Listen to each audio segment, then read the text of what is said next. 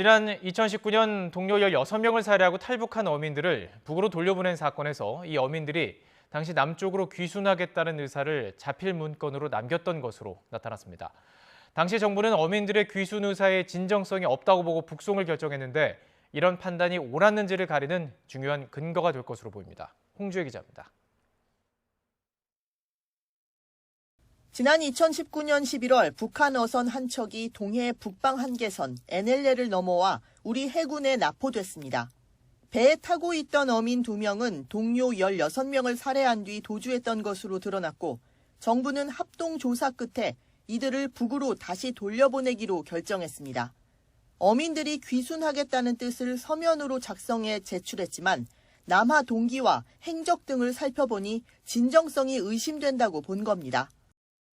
김태강으로 돌아갈 때 죽더라도 돌아가지 않은 편을 자기들이 합의했다고 진술했습니다.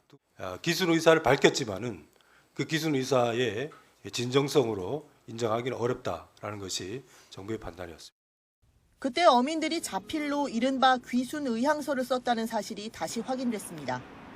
통일부는 국민의힘 태영호 의원에게 제출한 자료에서 통상 북한 주민이 남측 영역에 들어오면 인적 사항과 함께 귀순 또는 송환 희망 여부를 자필로 쓰는데 2019년 11월 북한 주민은 서면으로 귀순 의사를 표명한 것으로 안다고 답했습니다.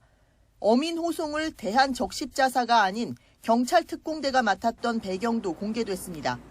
경찰청은 어민들이 자해할 우려가 있다며 관계기관에서 호송 지원을 요청해 특공대원 8명을 투입했다고 밝혔습니다. 어민들이 북송에 강력히 반발하며 돌발 행동을 할 가능성에 대해서도 대비가 이루어졌던 것으로 풀이됩니다.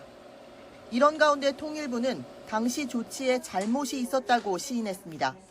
탈북 어민이 헌법상 대한민국 국민이고 북한으로 넘겼을 경우에 받게 될 여러 가지 피해를 생각한다면 탈북 어민의 북송은 분명하게 잘못된 부분이 있다는 입장을 가지고 있습니다.